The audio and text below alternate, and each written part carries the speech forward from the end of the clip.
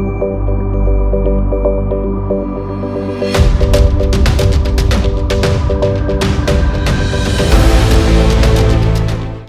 आप देख रहे हैं द एंगल। मैं हूं आपके साथ दीपाली माथुर। नजर डालते हैं इस वक्त की सुर्खियों पर। जम्मू कश्मीर में आतंकियों की कायराना हरकत, पुलिस के पूर्व एसपीओ और पत्नी की हत्या। राजस्थान के मुख्यमंत्री अशोक गहलोत ने प्रधानमंत्री को लिखा पत्र, पर्याप्त मात्रा में की वैक्सीन की मांग। जयपुर ग्रेटर नगर निगम की निलंबित महापौर सौम्या गुर्जर को झटका, राजस्थान हाई कोर्ट ने खारिज की याचिका। प्रदेश में 73 दिन बाद खुले मंदिरों के पट, धार्मिक स्थलों पर लोगों की भीड़ रही कम, सोशल डिस्टेंसिंग का रखा गया ध्यान। बांग्लादेश की राजधानी ढाका में एक विस्फोट में करीब 7 लोगों की मौत हो गई। इस विस्फोट में कई अन्य घायल हो गए। हालांकि विस्फोट से वाहन और आसपास की इमारतों को नुकसान पहुंचा है। दमकल नियंत्रण कक्ष के एक अधिकारी फैसलुर रहमान ने बताया कि विस्फोट ढाका के मोग बाजार इलाके में एक इमारत में हुआ। घटना के बाद बचाव कर्मी मौके पर पहुंचे। रहमान ने बताया कि विस्फोट में कम से कम 7 इमारतों को नुकसान पहुंचा है। ढाका महानगर पुलिस आयुक्त शफीकुल इस्लाम ने पत्रकारों को बताया कि घटना में कम से कम 7 लोगों की मौत हुई है और इसमें घायल हुए व्यक्तियों को अस्पताल में भर्ती कराया गया है। जम्मू कश्मीर के पुलवामा जिले में आतंकवादियों ने पूर्व एसपीओ और उनकी पत्नी की घर में घुसकर हत्या कर दी थी। सोमवार को दोनों को अंतिम विदाई देने के लिए लोगों की भीड़ उमड़ पड़ी। कश्मीर जोन पुलिस ने बताया कि अवंतीपोरा के हरीपरी गांव के एसपीओ फैयाज अहमद के घर में घुसकर आतंकियों ने अंधाधुंध फायरिंग की। इस आतंकी घटना में उन्हें फैयाज अहमद, उनकी पत्नी और बेटी के साथ गंभीर चोटें आई। पुलवामा के अवंतीपोरा में एक अस्पताल में तीनों को भर्ती कराया गया, जहां पूर्व एसपीओ और पत्नी ने दम तोड़ दिया। वहीं उनकी बेटी का अस्पताल में इलाज चल रहा है। इलाके की घेराबंदी कर दी गई है और आतंकियों की तलाश जारी है। रक्षा मंत्री राजनाथ सिंह ने चीन सीमा को जोड़ने वाली सड़कों पर नवनिर्मित 4 पुलों का वीडियो कॉन्फ्रेंसिंग के माध्यम से लोकार्पण किया। इनमें एक स्पान पुल जबकि 3 बैली ब्रिज शामिल है। सामरिक दृष्टि से महत्वपूर्ण ये पुल चीन सीमा तक सेना की पहुंच आसान करेंगे। साथ ही सीमांत के लोगों को भी आवागमन में सुविधा मिलेगी। बीआरओ के हीरक परियोजना के चीफ इंजीनियर MNV प्रसाद ने बताया कि जौल जीबी मुनस्यारी सड़क पर जौनालीगाड़ में 6.5 करोड़ की लागत से 70 मीटर लंबे स्पान पुल का निर्माण किया गया है। AIMIM प्रमुख असदुद्दीन ओवैसी ने टीकाकरण की नीति को लेकर केंद्र को एक बार फिर आड़े हाथों लिया है। उन्होंने कहा कि केंद्र सरकार पर कोरोना टीकाकरण के बारे में लोगों को गुमराह करने का आरोप लगाया। साथ ही कहा कि केंद्र के झूठ का पर्दाफाश हो गया। बता दें, केंद्र सरकार ने सुप्रीम कोर्ट में कहा है कि वह अगस्त 2021 तक 135 करोड़ वैक्सीन डोज की व्यवस्था करेगी, जिसके मद्देनजर ओवैसी ने केंद्र सरकार पर निशाना साधा। उन्होंने कहा कि प्रधानमंत्री नरेंद्र मोदी के नेतृत्व वाली सरकार देश को गलत जानकारी दे रही है। सरकार द्वारा दिए गए बयान झूठे हैं। राजस्थान में एक बार फिर वैक्सीन की कमी का मसला उठा है। सीएम अशोक गहलोत ने इसे लेकर प्रधानमंत्री नरेंद्र मोदी को पत्र लिखा है। सीएम गहलोत ने पत्र में कहा कि टीकाकरण के मामले में राजस्थान अग्रणी प्रदेश रहा है। प्रदेश में अब तक 2 करोड़ 36 लाख से ज्यादा लोगों को वैक्सीन लगाई जा चुकी है। इतना ही नहीं, राजस्थान में हर दिन 15 लाख लोगों को टीका लगाने की क्षमता भी विकसित कर ली गई है। लेकिन केंद्र से हमें हर दिन 3 से 4 लाख वैक्सीन की खुराक ही मिल पा रही है, जो अपर्याप्त है। गहलोत ने प्रधानमंत्री से मामले में व्यक्तिगत रूप से हस्तक्षेप का आग्रह करते हुए कहा कि संबंधित लोगों को यथा समय वैक्सीन उपलब्ध करवाने के लिए निर्देशित किया जाए। गहलोत ने कहा कि 18 साल से ज्यादा उम्र के लोगों के टीकाकरण अभियान की शुरुआत होने के बाद से टीके मिलने का औसत 3 से 4 लाख प्रतिदिन ही रहा है। जयपुर ग्रेटर नगर निगम की निलंबित महापौर सौम्या गुर्जर को हाईकोर्ट से झटका लगा है। सौम्या गुर्जर को हाईकोर्ट से राहत नहीं मिली है। हाईकोर्ट ने सौम्या गुर्जर की याचिका को खारिज कर दिया है।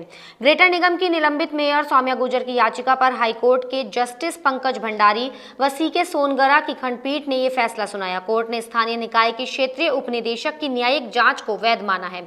कोर्ट ने कहा कि विपक्षी गण को सुने बिना प्रारंभिक जांच के आधार पर कार्रवाई कर सकती है। वहीं मुख्य सचेतक महेश जोशी ने कहा कि कोर्ट ने सही निर्णय लिया है। ऐसे में अब निलंबित महापौर सौम्या गुर्जर सुप्रीम कोर्ट का रुख कर सकती है। कोरोना वैक्सीन की 2 डोज लगाने के बाद ही हाईकोर्ट और अधीनस्थ अदालतों में वकीलों के प्रवेश की शर्त को स्थगित कर दिया गया है। बार काउंसिल और वकीलों के एसोसिएशन के पदाधिकारियों ने चीफ जस्टिस इंद्रजीत महांती से मुलाकात कर शर्त स्थगित करने का आग्रह किया। इसके बाद हाईकोर्ट प्रशासन ने नोटिफिकेशन जारी कर दिया। साथ ही हाईकोर्ट में 2 जुलाई तक और अधीनस्थ अदालतों में 3 जुलाई तक केवल वीडियो कॉन्फ्रेंसिंग के जरिए ही सुनवाई होगी।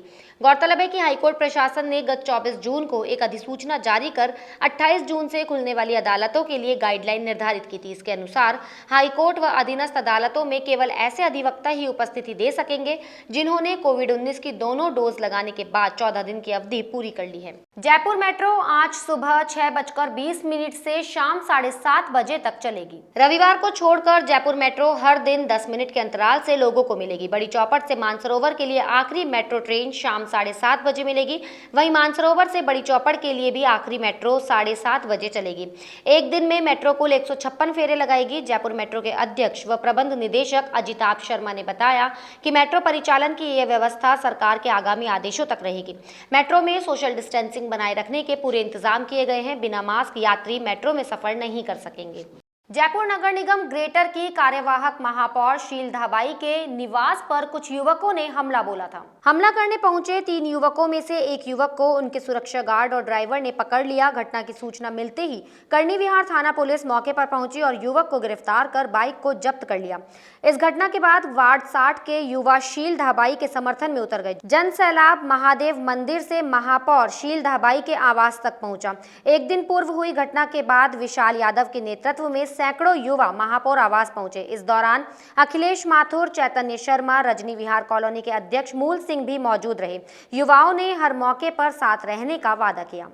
प्रदेश में 73 दिन बाद दर्शनार्थियों के लिए मंदिर को खोला गया। जयपुर के मोती डूंगरी गणेश जी सहित प्रमुख मंदिर फिर से दर्शनार्थियों के लिए खुल गए हैं। श्रद्धालु कोरोना गाइडलाइन की पालना के साथ ठाकुर जी के दर्शन कर रहे हैं। शहर के आराध्य गोविंद देव जी मंदिर में भक्त मंगला झांकी में दर्शन नहीं कर सके। धूप झांकी में ही भक्त ठाकुर जी के दर्शन कर सके। हालांकि मंगला झांकी के अलावा शाम को ग्वाल, संध्या और शयन झांकी में दर्शनार्थियों के प्रवेश पर पाबंदी रहेगी। पत्रकारिता के समक्ष उभरती हुई चुनौतियों को लेकर दातारामगढ़ पत्रकार समिति की ओर से व्याख्यान कार्यक्रम का आयोजन किया गया। कार्यक्रम में पत्रकारिता के समक्ष उभरती हुई चुनौतियों को लेकर चर्चा हुई। साथ ही संगठन के स्वरूप को और ज्यादा मजबूत करने पर विचार रखे गए। इस मौके पर खाटू श्याम जी, रिंगस, पलसाना, दातारामगढ़ सहित कई क्षेत्र के पत्रकार उपस्थित रहे। इस मौके पर पत्रकार NR मनोहर ने बताया कि वर्तमान डिजिटल युग में पत्रकारिता के समक्ष आने वाली चुनौतियों का स्वरूप बदल गया है। ऐसे में हर बदलाव को स्वीकार करते हुए पत्रकारिता में सामंजस्य व नवाचार की आवश्यकता है। ग्राम पंचायत जाजोद की राजकीय सामुदायिक केंद्र में 18+ और 45+ के लोगों को कोरोना का टीका लगाया गया। टीका लगाने के लिए लोगों में उत्साह देखा गया। सुबह से ही लोगों की लंबी कतारें लगना शुरू हो गई थी, जिससे सोशल डिस्टेंसिंग टूटती हुई नजर आई। कुछ लोग टीकाकरण के लिए आपस में उलझते हुए नजर आए, जिनको चिकित्सा विभाग एवं पुलिस प्रशासन द्वारा समझाइश कर कतारबद्ध किया गया। डॉक्टर सीताराम चौधरी और वरिष्ठ नर्सिंग अधिकारी शशिकांत शर्मा ने बताया कि 18 वर्ष से अधिक उम्र के 338 लोगों को प्रथम डोज एवं 45 से अधिक उम्र के 32 लोगों को प्रथम एवं 34 लोगों को द्वितीय डोज तथा 60 से अधिक उम्र के 5 लोगों को प्रथम एवं 35 लोगों को द्वितीय कोविशील्ड की डोज ऑन स्पॉट बुकिंग के आधार पर लगाई गई। 21 को सामुदायिक स्वास्थ्य केंद्र जाजोद खंडेला में 18+ के 338 बेनिफिशरीज को वैक्सीनेटेड किया गया। 45+ के 106 बेनिफिशरीज को फर्स्ट और सेकंड डोज लगाई गई, जिसमें सेक्टर जाजोद MCSC जाजोद की पूरी टीम का योगदान रहा। जबकि इससे पहले दो रोज पहले हम मेगा शिविर कर चुके थे। उसके बाद में भी हमारे BLOs ने हम पे विश्वास किया, जिस विश्वास पे सेक्टर जाजोद और CSC जाजोद का पूरा स्टाफ खरा उतर करके और उनकी उम्मीदों को पूरा किया। बालोतरा के राजकीय नाहटा जिला चिकित्सालय में पचपदरा विधायक मदन प्रजापत द्वारा एम्बुलेंस, ऑटोमेटिक जनरेटर, 2 वेंटिलेटर और सक्शन प्लान का लोकार्पण किया गया। इस कार्यक्रम में पूर्व सभापति रतन खत्री, नेता प्रतिपक्ष महबूब खां सिंधी, पार्षद प्रमीला खत्री, दुर्गा मेघवाल, नरसिंह प्रजापत, लाला राम माली, पीराराम प्रजापत, मनोनीत पार्षद शंकरलाल सलूंदिया, धनराज घाची गोयल, गोपाल परदेसी और कांग्रेस जन साथ रहे। इस बुलेटिन में फिलहाल इतना ही। अगर आपको हमारा वीडियो पसंद आया हो तो हमारे चैनल को लाइक, शेयर और सब्सक्राइब जरूर करें।